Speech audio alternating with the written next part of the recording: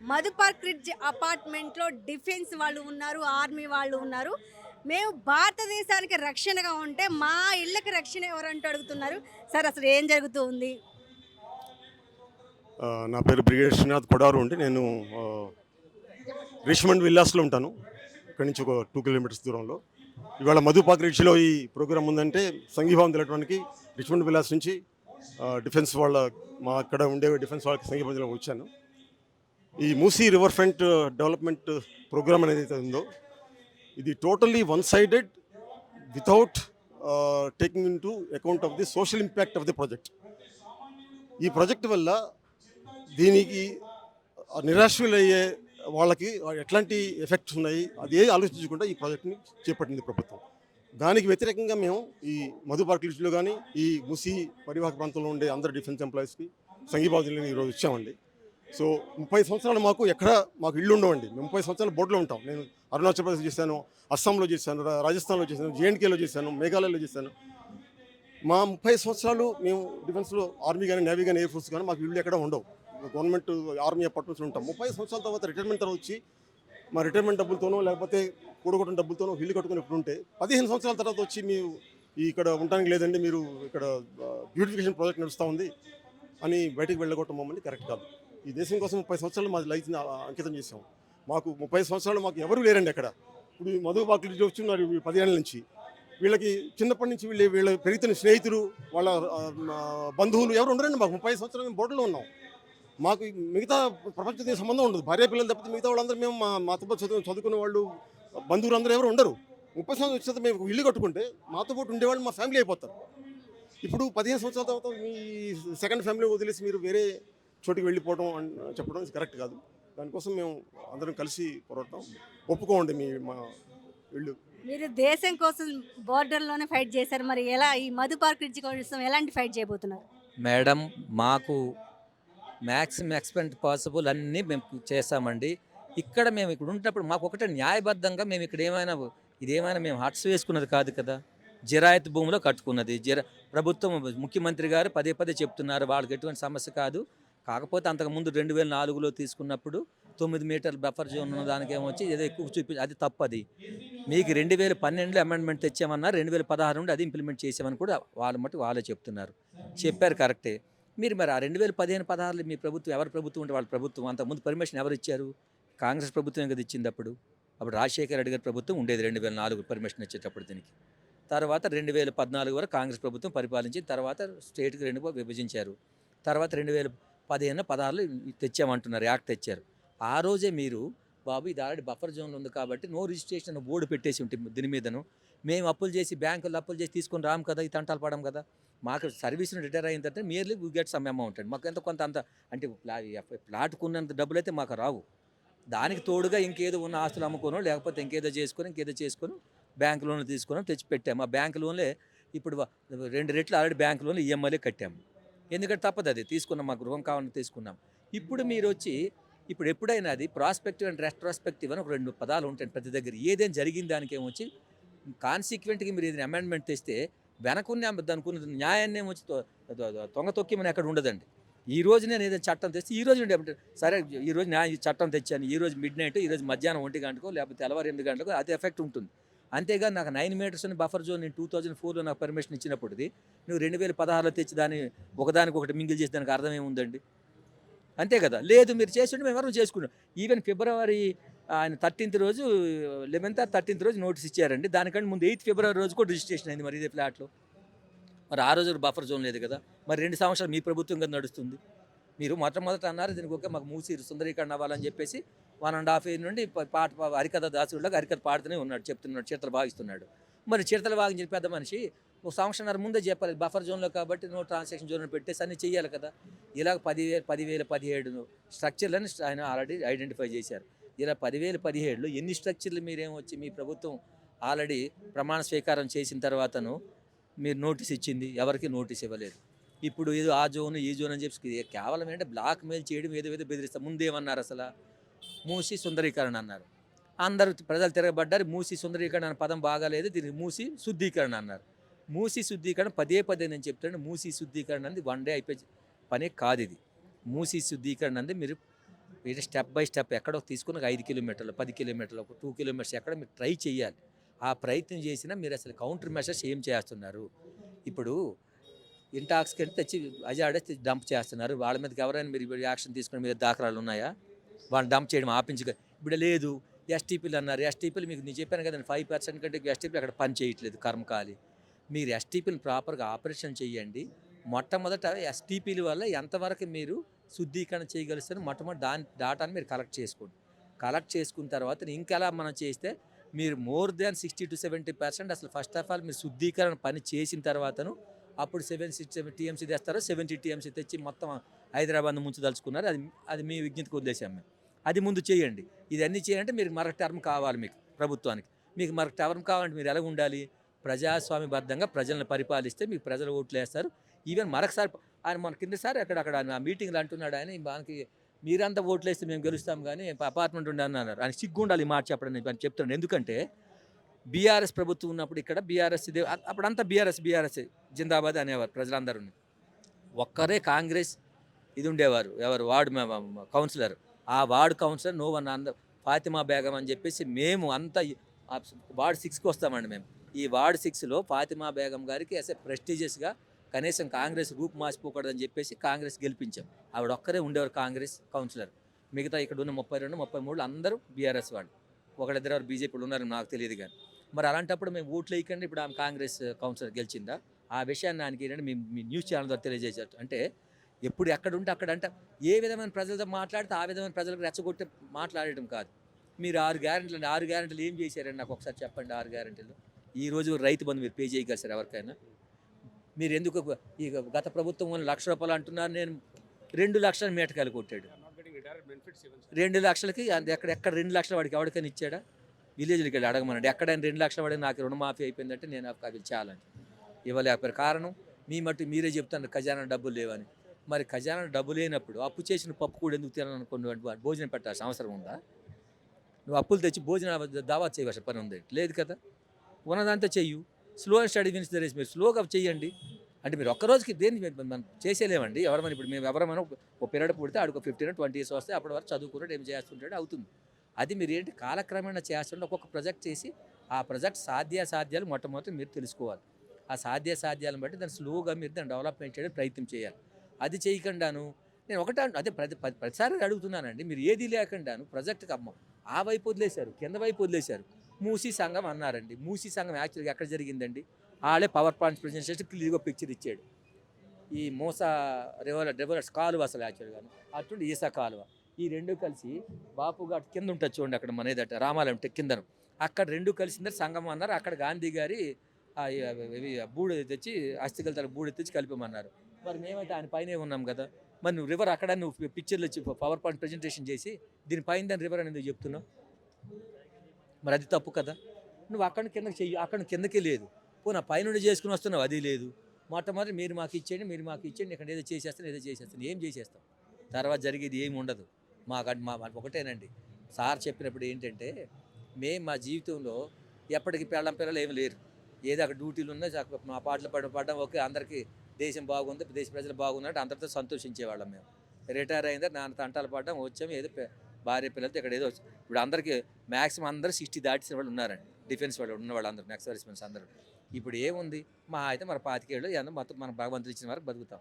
అప్పుడు ప్రశాంతంగా బ్రతకాలని వచ్చిన వాళ్ళకి మాకెందుకు ఇంత అల్లుకల్లోలం పెట్టేసి నువ్వు ఏది సాధించాలనుకుంటున్నావు? నేను ఒకటే అంటానండి, ఒక విగ్రహం కోసం ఎందుకు ఇంత తపన నాకు అది అర్థం అవడం లేదు. మీరు ఇక్కడ తెచ్చి ఒక ఎయిమ్స్లో హాస్పిటల్ కడుతున్నారా? డెఫినెట్గా మేము దండం పెట్టి అంటే అందరికి మా ఒక్కరి కొద్ది కాదు మా 400 కాకుండా 4,000 మంది 40,000 మందికి 4 లక్షల మందికి ప్రయోజనం జరుగుతుందని చెప్పేసి మేమే దండం పెట్టి వెళ్ళిపోతాం. లేదు పెద్ద గవర్నమెంట్ ఇన్స్టిట్యూట్ కట్టేస్తున్నారా? లేకపోతే దేశానికి రేపు భారత పౌరులు తయారు చేసే టెక్నాలజికల్ ఇన్స్టిట్యూట్ కట్టేస్తున్నారా మీరు? ఈ ఐఐటీ లాంటిది అది లేదు. ఒక రైల్వే స్టేషన్ కడుతున్నావా? ఏదీ లేదు. గాంధీ మేము మాకైనా గాంధీ దుష్మనా? మేము గాంధీ దుష్మన్ అయితే మరి దేశానికి మేము ఎందుకు సేవ చేసి 2 సంవత్సరాలు ఒకరు 30 సంవత్సరాలు 34 ఎందుకు సేవ చేసామండి? మహాత్మా గారు కాదనడం లేదు. దాన్ని మీరు డెవలప్ చేయండి. లేదు గాంధీ గారి మీకు ఎక్కడొచ్చి ఇంత పెద్ద 85 ఎకరాలు అది చాలదన్న గాంధీ గారు ఎక్కడ చెప్పారండి? లేదు కదా. మా వెనక 85 ఎకరాలు గవర్నమెంట్ ల్యాండ్ ఉందండి. అక్కడ 5 ఎకరాలు 4 ఎకరాలు కట్టండి. ఆ చుట్టూ డెవలప్మెంట్ చేయండి. మేము కూడా వెళ్తాం. ఇంకొకటి మీరు ఇంత డెవలప్మెంట్ చేసినప్పుడు ఆ ఫలితాన్ని మేమెందుకు అనుభవించకూడదు? మా బాధ అది. ఇప్పుడు మీరు అంటున్నారు ఇన్నాళ్ళు మీరు కష్టపడ్డాం ఓకే వీడి గ్రీడ్ మాకుండే లిమిటెడ్ మేము బంజారా హిల్స్ జూబిలీస్ కొనే స్తోమత మాకలాగే ఎక్కడే దొరికింది డిఫెన్స్ చుట్టుపక్కల మేము కొనుక్కున్నాం కొంత ఇది మాకుండే చిన్న చిన్న మొత్తాలతో ఎందుకంటే మా కెపాసిటీ కూడా మాకు లోన్ వస్తుంది ఆ లోన్ కట్టుకున్నాం అక్కడ కట్టుకోలేదు కదా. పోనీ పెట్టి మీరు బాగా చేసి దీన్ని ప్రక్షాళన చేసి దీన్ని ప్రక్షాళన చేస్తామన్నారు. మరి ఆ ఫలితాన్ని మేము ఎందుకు అనిపించకూడదు? ఫ్యూచర్లో మేము కానీ మా పిల్లలు ఎందుకు అనిపించకూడదు? మేమెంత కష్టపడి రేపు ఎవరైనా దేనికి ఇల్లు కట్టుకుంటాము ఉన్నాళ్ళు బతుకున్నాళ్ళు ఉంటాము తర్వాత మా పిల్లడికి ఎవరికి ఉంటే వాళ్ళు దక్కుతుందని ఉంటారు. మరి వాడు ఎందుకు అనిపించకూడదు? ఇంకొకటి మీరు ఎక్కడైనా అంటే మీరు ఏదో మా మార్కెట్ ఈ మార్కెట్ ఏవో కాకమ్మ కథలని చెప్తున్నారండి. ఈ కాకమ్మ కథలకి మీరు ఫైనాన్షియల్ డిస్ట్రిక్ట్లో లేకపోతే ఎక్కడ పాష్గా ఉండే ఏరియాలో కడితే జనాలు టూరిస్టులు వస్తారండి. నువ్వు ఇండియన్ టూరిస్ట్ వచ్చి ఏం చేస్తారండి? ఇండియా నుండి ఎవరు టూరిస్ట్ వస్తారు? కరీంనగర్ నుండి వచ్చినవాడు లేకపోతే నిజామాబాద్ నుండి వచ్చిన వరంగల్ నుండి వచ్చినవాడు ఇంకెక్కడెక్కడ రంగారెడ్డి ఎక్కడ నుండి వచ్చినవాడు వస్తాడు ఉదయం వస్తాడు సాయంత్రం వెళ్ళిపోతాడు. నైట్ ఇక్కడ తిరిగి పని ఆయనకి ఏముంది? ఎవరు ఉండరు. ఫారినర్ వచ్చేటప్పుడు వాడు కూడా ఏరియా లొకేషన్ చూసి వస్తాడు. మనం ఎక్కడ పడితే అక్కడ ఎక్కువ కట్టిస్తే ఎవరు చూసారు ఇక్కడ మీకు ఇప్పుడు అదంతా బస్తీయే కదా. మిడిల్ అండ్ లోవర్ మిడిల్ క్లాసే కదండి లంగర్ హౌస్ అంతాను. అంటే ఇప్పుడు ఇది ప్రక్షాళన చేసినంత మాత్రం మొత్తం మీరు లంగర్ హౌస్ని మార్చేయగలరా? మరి అక్కడ టూరిస్టులు ఎలాగొస్తారండి? మీరు టూరిస్ట్ ఇన్కమ్ కావాలంటే ఎలాంటి మీరు పాష్గా ఫారినరే రావాలి. ఇండియా వాడు వచ్చాడు ఏమో మహా వెళ్తే అక్కడ ఏమో 10 రూపాయలు ఏది పల్లీలు కొనుక్కున్నప్పటికీ మన పాకెట్లు ఖాళీ అయిపోతుంది. టూరిస్ట్ ప్లేస్ అన్నారు కాబట్టి అటువైపు గోల్కొండ ఉంది, ఉన్నాయి కదా ఎందుకు? ఇటు ఖాళీగా ఉంది. దాదాపు మంచిగా ఇక్కడ Madhu park bridge place business hub లాగా నైట్ హబ్ లాగా చేసి చాలా బాగుంటుందని ఆయన ఆలోచన. देखिए टूरिस्ट प्लेस है, मानते हैं हम टूरिस्ट प्लेस पूरे है, लेकिन जब आपने इसको परमिशन दिया, मैप दिया, फिर अलॉटमेंट दिया, फिर क्यों उस टाइम रजिस्ट्रेशन के लिए इतना फीस क्यों लिया? अब उस टाइम में डिस्पेंड कर देते, हम इसमें इन्वेस्ट नहीं करते. हम आर्मी से हैं, अभी हम जो पैसा लेके आए एक घर लिया शांति रहने के लिए, यहाँ से भी आप जो हटाओगे हम कहाँ जाएंगे? यहाँ टेंट लगाने के लिए हमारी स्थिति क्या हो जाएगी? तो हमारे बारे में आप सोचा नहीं. गांधी का पुतला बनाना है, गांधी भी बोलता है अहिंसा परमो धर्म. गांधी ये नहीं बोलता कि किसी का घर तोड़ करके हमारा घर बना दो. हम का कहने का मतलब है जो हम सबको शांति से रहने दो. अब पूरा मूसी रिवर को ईसा नदी को पूरे साफ कर दो, फर्स्ट क्लास नदी बना दो, स्विमिंग करा दो, वो बहुत रास्ते हैं वहाँ पे आप घर बना दो, दुकान दे दो, दुनिया पिकनिक करेगा. लेकिन आप हमारे जो है ये 1000 परिवार जो है यहाँ से गंडीपेट से लेके यहाँ तक मूसी अपना मधु पार्क तक, इसको आपको तोड़ के हम कहाँ जाएंगे? ये परिवार कहाँ जाएगा? रोड पे आएगा? ये तेलंगाना गवर्नमेंट का ये क्या नियम है क्या जो हम इस ज़मीन को बर्बाद करके हम तुमको जो है ना रोड पे ला दे? क्या मकसद है? మధు పార్క్ బ్రిడ్జ్ ఓనర్స్ ఎందుకు అపోజ్ చేస్తున్నారు గాంధీ విగ్రహం పెడతానంటే? ఎందుకంటే అమ్మ మా జీవితాంతం సంపాదించి ఇక్కడ పెడతాం, అది కూడా సరిపోదు. మేము ఏపీఎఫ్ కట్ చేస్తాము, ఇంకోటి పెన్షన్లో సగం దాంతో తీసుకుంటాము, గోల్డ్ పెట్టినాము, ఇంకా చిట్టీలు ఎత్తుకున్నాము. అంతా పెట్టిన తర్వాత కూడా మాకు ఇంకా అప్పు ఉంది. ఇప్పుడు స్టడన్గా మేము తీసేస్తామంటే మేము ఎక్కడికి పోవాలి? పిల్లల చదువుకు ఇప్పుడేమో ఇంజనీరింగ్ కాలేజీకి ఎంత ఉంటుందమ్మా సంవత్సరానికి? మినిమం 1,10,000 1,20,000 ఇద్దరు పిల్లలు చదివించుకోవాలి. స్కూల్ ఫీజు కనీసం 2 లక్షలు ఒక్కొక్క పిల్లనికి కావాలి. ఇప్పుడు వాళ్ళ చదువు పొద్ది నేను ఇప్పుడు అడ్డ మీద తీసుకోవాలి పిల్లల్ని. ఇప్పుడు వాళ్ళ పిల్లలు చదువు ఆపేసి నేను అడ్డ మీద తీసుకోవాలమ్మా. రేవంత్ చేసే పనికి మేము అడ్డ మీద తీసుకోవాలి. నేనేం చేయాలంటున్నాడు? నువ్వు చేసుకోవడానికి మస్తు ఉంది అక్కడ. నిన్న 150 కోట్లు డిపిఆర్ పెట్టినావు అన్నా కదా, ఆ 150 కోట్లతో నువ్వు 5 సంవత్సరాల వరకు దీంతో సిల్ట్ తీసేస్తే 105 సంవత్సరాల వరకు నీకు స్మెల్ లేకుండా మంచిగా నీట్గా చేసుకోవచ్చు. డిపిఆర్కి 150 కోట్లు పెడతారా ఎవరన్నా? ఏం చేస్తున్నాడు ఆయనకే తెలియాలి. మేము మాత్రం మీది అక్రమ కట్టడంలో ఉంది. మీది చూపిస్తామమ్మా డాక్యుమెంట్. ఇది కావాలంటే చూపించారు రేవంత్ రెడ్డి, చూపించండి రేవంత్ రెడ్డికి చూపించండి. ఎవరు అక్రమం అనే వాళ్ళ చూపించండి. ఇట్లా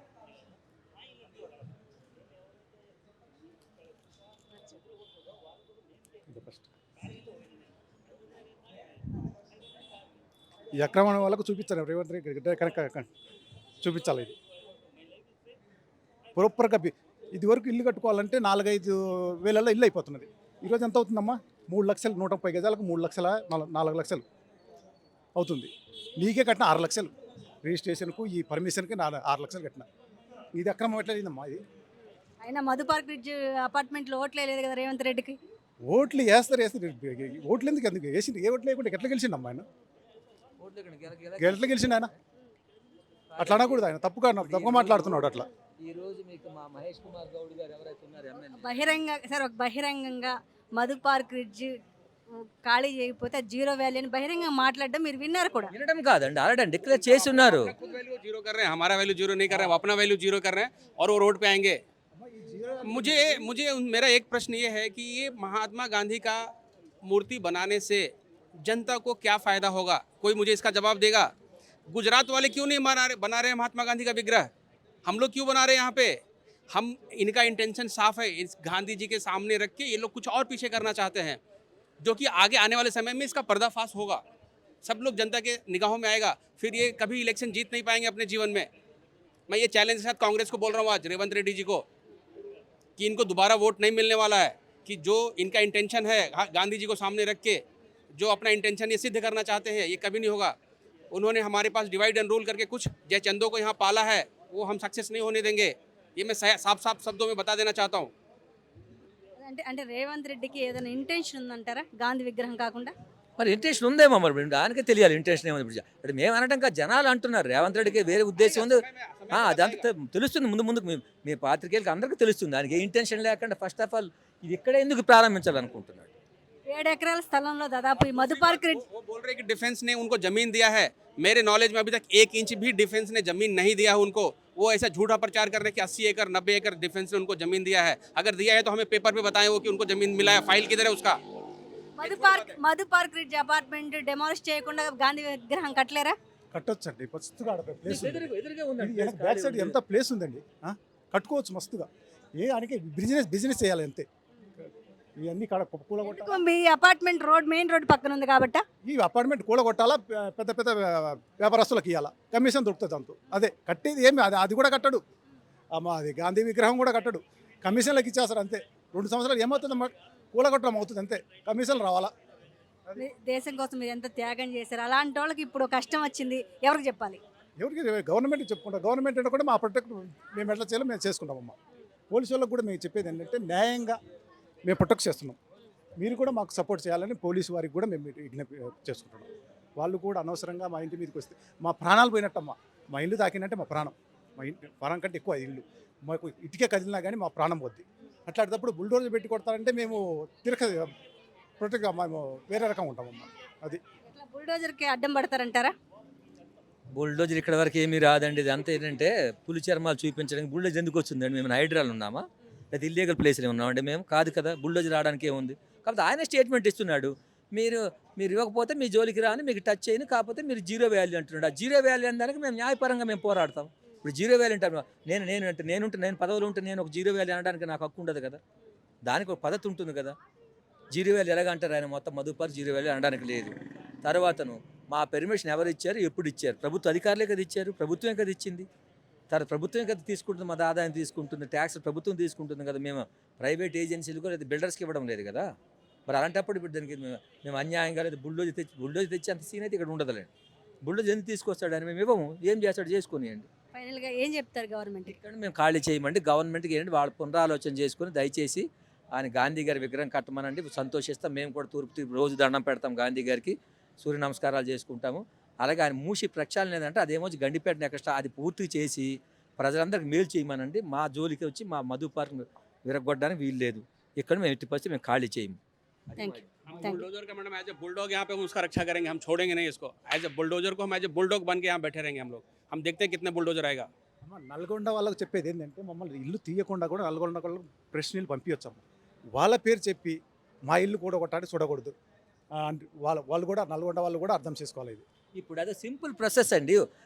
దీనిలోనే 20% 15% పైప్ లైన్ వేసుకుని వెళ్ళిపోతే ఇప్పుడు ఎక్కడ ఇప్పుడు నల్గొండ దగ్గరే ఉంది. ఎక్కడ మహబూబ్ నగర్, ఎక్కడ రాయచూరు బోర్డర్ అన్నిటి దగ్గరికి వెళ్ళారు కదా. ఫ్రెష్ వాటర్ ఎలాగ వెళ్ళిందండి? వాళ్ళు తీసుకున్నారు మిషన్ భగీరథ అని. మిషన్ భగీరథ ప్రతి దగ్గర మంచినీరు వెళ్ళింది. నల్గొండ మిషన్ భగీరథ లేదా? ఆల్రెడీ ఉంది. ఈయన దాంట్లో ఒక బహానా చెప్తున్నాడు ఆయన. మిషన్ భగీరథ ఇంతకుముందు గత ప్రభుత్వం మిషన్ భగీరథతో ప్రతి గ్రామానికి మంచినీరు ఉంది already. Krishna water, Godavari water ఎక్కడైతే సదుపాయం ఉంటే సదుపాయం మిషన్ భగీరథ వెళ్ళింది. ఇప్పుడు ప్రత్యేకించి మా నల్గొండ వాళ్ళకి ఏం చేయదలుచుకుంటో నాకు తెలియదు. నువ్వు లేదు ప్రక్షాళన చేయాలనుకున్నా చెయ్యు. ఇది అంత ఈజీ టాస్క్ కాదు. మీకు 234 కిలోమీటర్లు అన్నదేమో వచ్చి మీరు అంత ఈజీగా దీన్ని ఫ్రెష్ వాటర్ ఇక్కడ పంపించేస్తాను, అక్కడ ఫ్రెష్ వాటర్ అదేమో కాళ్ళతో కాళ్ళు కడుక్కుంటారు అన్నది అది అంతా ఒట్టి భ్రమ. ఈ భ్రమ ప్రజల భ్రమ పెట్టొచ్చు అంటే ఒక దగ్గరికి వెళ్తే ఒక మాట ఆడొచ్చు, మీ దగ్గరికి వస్తే మీదే మాట, నా దగ్గరికి వస్తే నా దగ్గర మాటలు మాట్లాడొచ్చు. అది ఎందుకు రాజకీయ నాయకులకి ఆ టాక్టిక్స్ లేకపోతే వాళ్ళు సర్వైవ్ కాలేరు.